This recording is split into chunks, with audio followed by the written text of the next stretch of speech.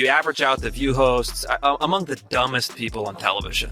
And so it's like they say the thing that people are thinking, but they say it very directly, so they expose whatever truth. I don't think Sonny's dumb. But Whoopi is certainly not the brightest person. And what she just said just doesn't make any sense. It's just like so silly to say. It's not a well thought out.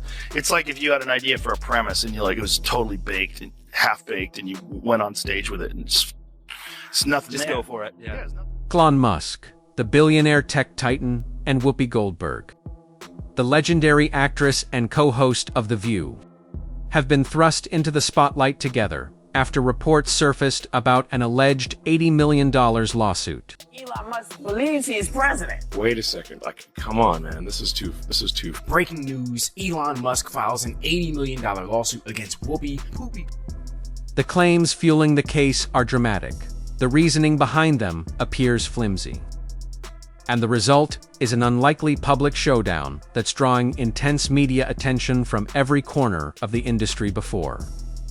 Diving into this wild confrontation, make sure to hit that like and subscribe button so you never miss the latest Hollywood and media drama, because this story is only getting stranger. The situation blew up after a segment on The View. I wanted to talk to you about. I wanted to play this, but we decided we shouldn't play it. We don't want anybody to have any sort of a way to get it down. The episode of you when you're on The View, when you were running for president. Right. Donald Trump is a billionaire, a real estate mogul, and a television star. But does he really want to add president of the United States to his resume? A lot of people would like him to. You got introduced as our friend Donald Trump. Please let's find out, and please welcome my friend Donald Trump. That's right. Whoopi Goldberg gives you a big hug and a kiss. Joy Behar gives you a big hug. Barbara Walters gives you a big hug. They all loved you. We're so happy to have you. Whenever you're on with us, we're very happy. They're talking about you in such a favorable light. The audience was cheering, and then you actually started winning in the polls, and then the machine started working towards you. Joe Biden knows how to do this. Trump. Yeah. He tends to just... Where Whoopi Goldberg and her co-hosts were discussing former President Donald Trump. The conversation suddenly veered into deeper territory when Whoopi suggested that Elon Musk and Ohio Senator J.D. Vance might be quietly positioning themselves to influence political power if Trump were ever forced out of the picture. Her comments immediately sparked heated debate and ignited a wave of public reaction across the country. Musk, painted in this storyline as anything but amused, was said to view the remarks as far more serious than off-the-cuff commentary. Clean something up because my cat lays in wait for me on my stairs all the time. And that's what I was thinking of that. I wasn't trying to indicate that they were actually standing there with their legs out hoping he would trip. No, nobody wants anything done. No, it was lighthearted, and it's the holidays. Come on. My goodness. You did not mean that anybody should hurt the president. No, of course not. The thing about this show, there's no way not to step in poop. For all of you who are waiting and saying, oh my God, listen to what she said. I got a cat who does it to me every day. And that's what's fun. His legal team reportedly argued that the statements were not only false, but deliberately damaging to his reputation. And pause for a second, Elon Musk has been called many things over the years. Innovator, disruptor, chaos agent, meme king. But a behind-the-scenes government puppet master. That's a brand new plot twist. According to this narrative, the claim was the final straw, pushing him to file an $80 million defamation lawsuit, accusing Whoopi of spreading slander and misinformation. When the story hit the headlines, Whoopi's response came fast, though the explanation left many scratching their heads. She insisted the comments weren't aimed at Musk at all, but were, somehow, inspired by her cat. Stop Hitler by any means necessary. Wouldn't you stop Hitler? And so they equate Donald Trump with Hitler and go, here you go, this is our modern Hitler. Did you see what Whoopi Goldberg said? What'd she say? Whoopi Goldberg said that Biden could arrest all the Republicans and put them in jail. You just need to see how unhinged this kind of thinking is. All those rights. He is immune from everything. You know what Joe Biden could do since he is presently president? What? Whoa.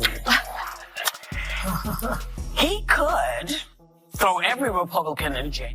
Whoopi maintains that her remarks had nothing to do with Elon Musk at all and were actually inspired by her, cat affectionately known as her stare ninja, thanks to its habit of lying in wait on the steps and nearly tripping her. She says that mental image popped into her head mid-discussion and somehow shaped the comments now. Being linked to Musk.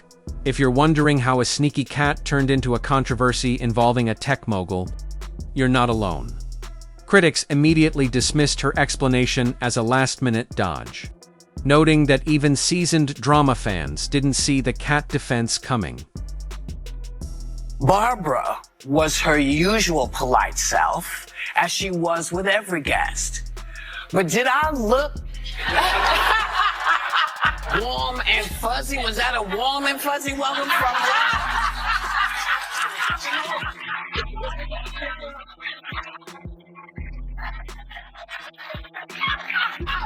But because I respect Barbara, you know, she said be polite to guests no matter what. Yes. And for the most part, I got through. Meanwhile, in this storyline, Musk is anything but entertained. His legal team argues the remarks were crafted to undermine him and cast him as some lurking villain. And just when it seemed the chaos had peaked, Joe Rogan jumped into the fray, using his massive platform to mock Whoopi and call out The View for what he framed as blatant hypocrisy. Rogan argued that the logic behind the comments had gone completely off the rails, mocking the idea that any president could operate without limits. He joked, if that were true, Biden could just toss every Republican in jail right now. Then he pulled up old clips of Donald Trump being greeted on The View with applause, warm smiles, and friendly banter. Fast forward a few years, he noted, and suddenly the same figure is treated like public enemy number 1.2. Rogan. That shift looked less like genuine growth and more like a strategic political pivot tailored to fit the moment. And he didn't stop there. He tore into what he sees as the media's obsession with outrage and Turns out I was filthy. She was so filthy dirty, disgusting, half the place left. I said I'd never hire her again. I was filthy. And stand on that fact. I have always been filthy. And you knew that when you hired me. I headlined, babe, at your casino, which I might have continued to play had you not run it into the ground. Exactly. But that's that. You know, listen, how dumb are you? You hired me 4 times. You can go to William Morris and get the things, because I know you all are going to be looking for it. So talk to William Morris. You hired me 4 times, and you didn't know what you were getting? How dumb. And theatrics, accusing The View of prioritizing sensationalism over real conversation. He even threw in a biting joke about the panel's collective IQ, a harsh punchline, but one his audience embraced wholeheartedly. The show has been accused of bias before, but in this storyline, Musk's lawsuit elevates those criticisms into an even bigger cultural flashpoint, turning a familiar media feud into a full-blown spectacle. This situation stretches far beyond one offhand comment or a single heated segment. In this storyline, it becomes a fight over accountability. Musk arguing that a major platform like The View has engaged in a long-running pattern of irresponsible commentary. His relationship with the media has always been turbulent.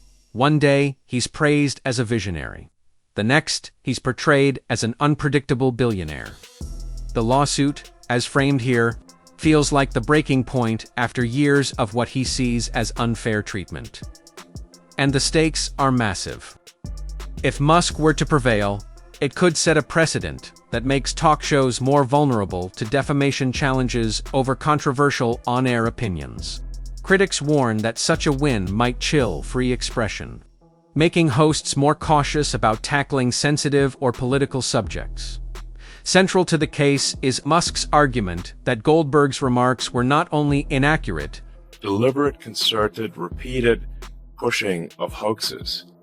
You're like, wait a second, like, come on, man, this is too far. And you're supposed to be the good guys. You're supposed to, and you claim to be the good guys? I'm like, exactly. You're supposed to be the progressives. Yes, the Dems are like, oh, we're the good guys. We're the honest people. No, hang on.